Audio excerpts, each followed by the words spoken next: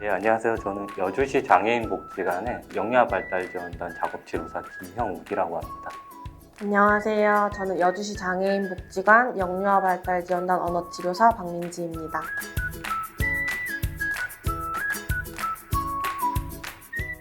여주시 장애인복지관에서 진행하는 그 가족중심 조기 개입 프로그램은요, 48개월까지의 친구들을 대상으로 이제 진행을 하고 있고요. 발달 지연, 자폐성 장애, 그리고 장애기형부 영유아 등 유전질환 친구들이라든지 이런 친구들을 대상으로 가정방문 조기 개입 프로그램을 진행을 하고 있고요. 최근에는 이제 저희 복지관에서 보면은 언어 발달 지연의 친구들이 조금 비중이 많이 높아졌고, 자폐성 장애 친구들도 좀 어느 정도 비중이 있는 상태입니다. 복지관 조기 개입 프로그램의 특징이라고 한다라고 하면은 조기 개입 종결 이후에 부모 지원 프로그램을 좀 많이 지원을 하고 있습니다. 부모 교육이라든지 공동체 활동이라든지 그리고 가족 나들이 그리고 발달 지원이나 부모 자조 모임이라든지 이런 부분들에 대해서 좀 많이 진행을 하고 있고요.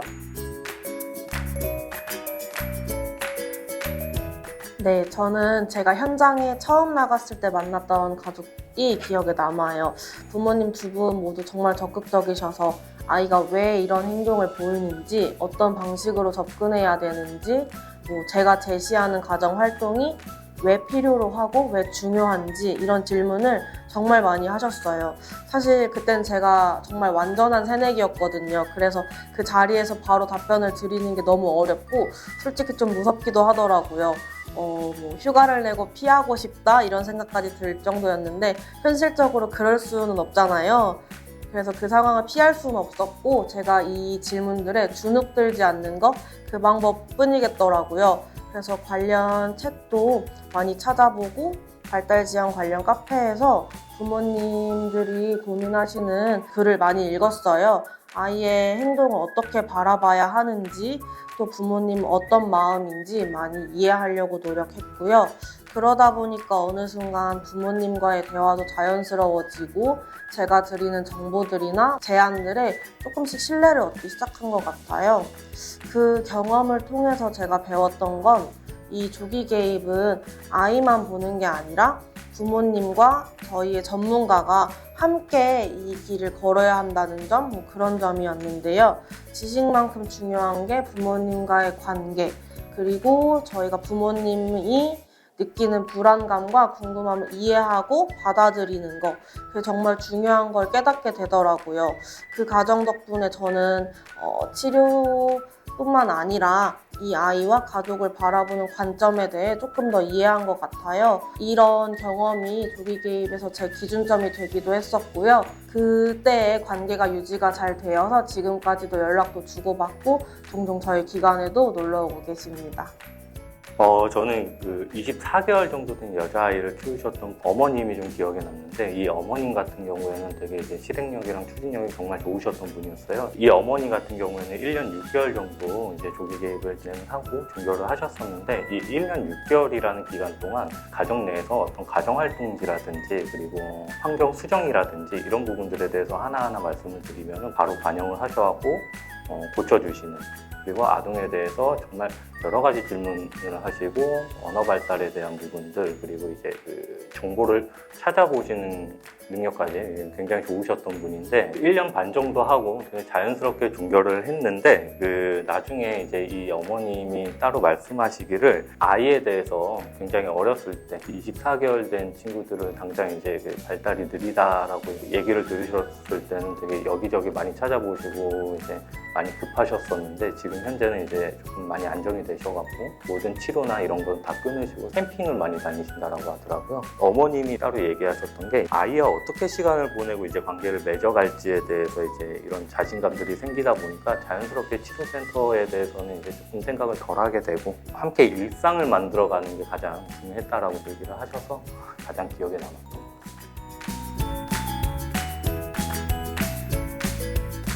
아쉬움이 많이 남는 과정은 충분히 조기 개입을 하지 못하고 한두 달 정도만 하다가 종결하시는 어머님들, 아기들이 많이 생각이 났었는데, 가장 기억에 남는 건 한 한 달 정도 진행을 하시다가 종결을 했던 그 과정입니다.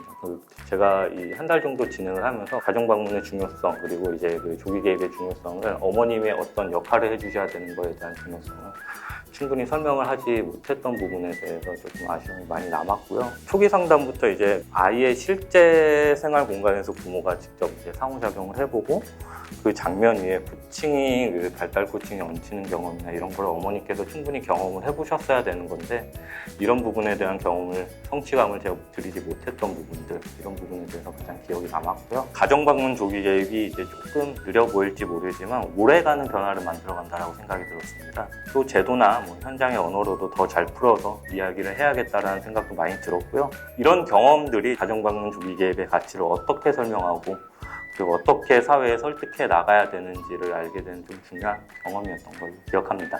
네, 저는 조기 개입 서비스의 경우에는 아이의 발달뿐만 아니라 양육 환경까지 함께 다뤄야 하는데 환경이 곧 이제 개입의 출발점이다라는 생각이 너무 강해서 초기 개입할 때 아동에 대한 개입보다 환경에 대한 중재에 집중했던 점이 조금 아쉬움이 남더라고요. 아동의 언어 수준이나 상호작용에 기반하기보다 양육 환경을 조성하는데 더 많은 비중을 두었던 때가 저도 있어요. 일상 루틴 정비나 양육자의 반응 이런 개선이 더 중요하다고 판단해서 시간이 지나고 돌아보면 그 과정에서 아동 자체의 기능을 촉진할 수 있는 그런 기회를 조금 살리지 못했던 점이 아쉬움이 많이 남는 것 같습니다.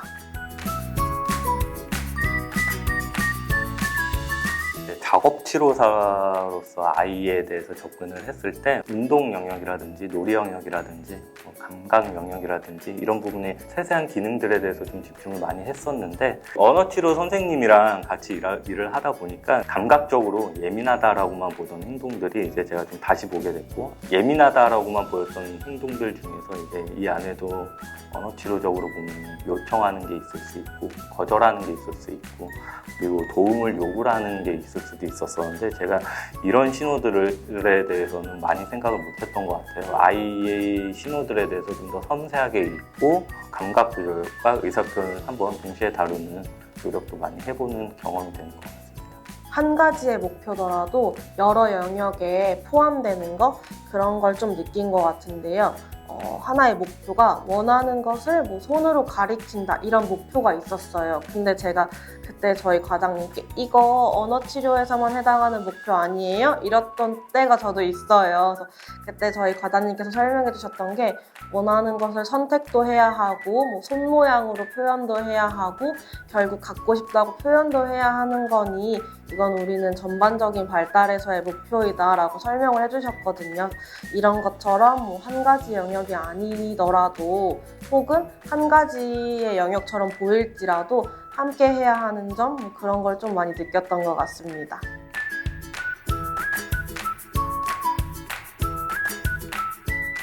저는 아이와의 일상 속에서 자연스럽게 이루어지는 상호작용이 진짜 의미 있는 개입이고 그 순간이 치료의 연장이라고 생각을 합니다. 가족을 동반자처럼 생각한다면 조금 더 저희 조기 개입이 효과적으로 이루어지지 않을까 싶은데요. 전문가 혼자만의 힘으로는 아이의 변화를 이끌어내기 어렵잖아요. 그래서 양육자와의 관계, 팀원들과의 협력, 그리고 현장에서 유연한 태도가 중요하다고 생각이 듭니다. 한 가지의 정답을 주장하기보다는 아이와 가족의 욕구를 존중하고 그 안에서 해답을 찾아간다면 정말 의미 있는 조기 개입이 되지 않을까 생각합니다. 첫 번째로는 이제 평가도 중요하지만 평가보다 먼저 이제 부모님의 목소리를 듣는 게 가장 중요하다고 생각이 들었고요. 처음 만나는 자리에서 보호자가 아이에 대해서 어떻게 생각을 하고 있는지, 어떤 평가를 내리고 있는지, 그리고 아이에 대해서 어떤 기준을 두고 있는지에 대해서 먼저 듣고 판단을 해주시는 게 가장 중요하다고 생각이 들고요.